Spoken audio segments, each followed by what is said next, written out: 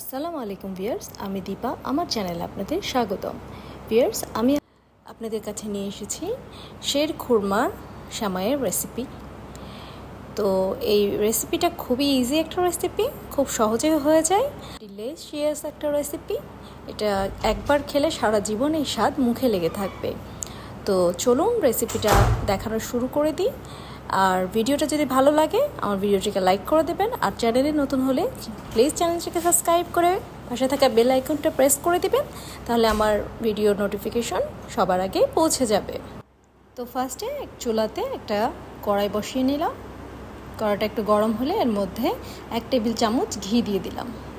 ঘিটা গরম হয়ে এসেছে, এখন এর মধ্যে আমি কেটে রাখা ড্রাই ফ্রুটসগুলো সব দিয়ে দিলাম। এখানে আমি কিছু কাঠবাদাম কেটে দিয়েছি, কিছু পেস্তা কেটে দিয়েছি, কিছু খেজুর কেটে দিয়েছি। তো এগুলোকে এখন খুব ভালোভাবে ঘিয়ের সাথে ভেজে নেব। ফার্স্টে একদম ভাজা ভাজা হয়ে এসেছে।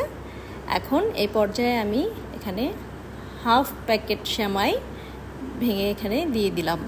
সেমাইটাকে ভেঙে ভেঙে নিয়েছিলাম আগেই, দিয়ে এখন সেমাইটাকে এর সাথে ভেজে নেব, ড্রাই ফ্রুটসগুলোর সাথে ভালোভাবে ভেজে ভেজে নেব। এখন এর মধ্যে 1 কাপ মতন আমি চিনি দিয়ে দিলাম, দিয়ে আবার একটু ভালোভাবে চিনির সাথে সেমাইটাকে ভেজে নেব।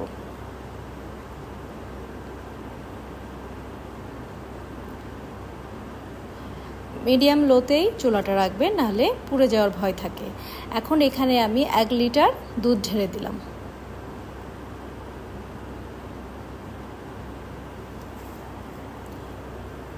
উপরে কিছু কিশমিশ দিয়ে দিলাম, দিয়ে আবার নাড়া শুরু করে দিলাম।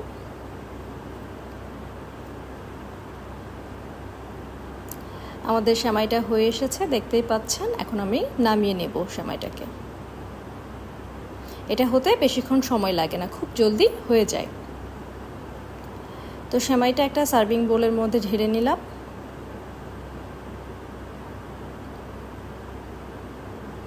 দেখুন কি সুন্দর একটা কালার এসেছে সেমাইটা।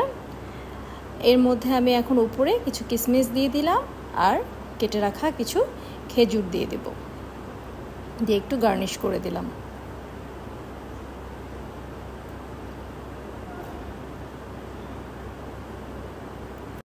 এই শির খুরমার রেসিপিটা খুবই মজার একটা রেসিপি। এটা খুবই মজা হয়, সবাই একবার হলে এটা ট্রাই করে দেখবেন। ইনশাল্লাহ আপনাদের সবার খুব ভালো লাগবে। আর ঈদে একটু ডিফারেন্ট কিছু ট্রাই করতে সবাই চাই, তাই আপনাদের কাছে এই রেসিপিটা আমি নিয়ে আসলাম। আশা করছি আপনাদের ভালো লাগবে রেসিপিটা। আপনারা সবাই একবার হলে এটা ট্রাই করে দেখবেন, আর আমাকে ফিডব্যাক জানাবেন আপনাদেরটা কেমন হয়েছিল। আর আমি আবার একটা নতুন রেসিপি নিয়ে আসবো। ততদিন ভালো থাকবেন, সুস্থ থাকবেন, আর সবাইকে ঈদের অগ্রিম শুভেচ্ছা জানিয়ে শেষ করছি আমার ভিডিওটা। ঈদ মোবারক।